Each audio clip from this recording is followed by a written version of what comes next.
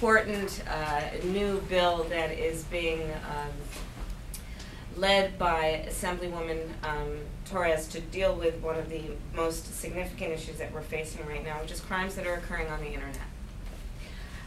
What we know is that we as professionals, as law enforcement officers, we've been doing this work for years of knowing how to enforce the laws around making sure that vulnerable people are safe on our streets. Well, what has happened through the advent of technology is that yesterday's playground has turned into today's social networking site. And just like we had rules and laws around how we're going to keep children safe on a playground, so too do we need rules and laws around how we're going to ensure that they'll be safe when they use this technology, and in particular when they're using these social networking sites.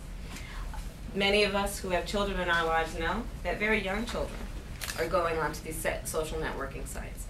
And the reality of it is that they are often accessing the site through their laptop, which may be in their bedroom in the safety of their home, through their iPod or our phone, during wherever they may be and feel safe. It could be during the car ride with mom and dad. And they're going onto these sites and they're having conversations with perfect strangers who feel like friends because they are having these interactions in a place where at the moment they feel safe. What is also happening, unfortunately, is that these young people are disclosing a lot about themselves, and they are developing relationships of trust with perfect strangers.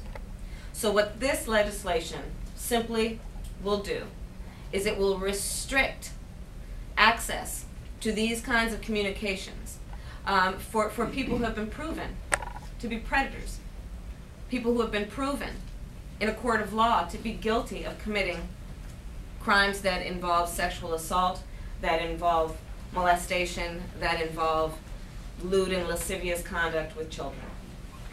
And I want to thank the Assemblywoman for her leadership. I want to thank members of our law enforcement community for their leadership. And basically what we're doing with this legislation is we are recognizing that something that is criminal, which is a sex registrant, a sexual offender being on a social networking site, should actually be a crime.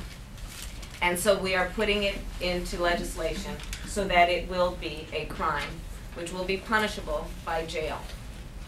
And in this way, we are doing everything we can to ensure that our laws are always responsive to the needs of our vulnerable community members, and in particular our children, and doing what we can to keep them safe.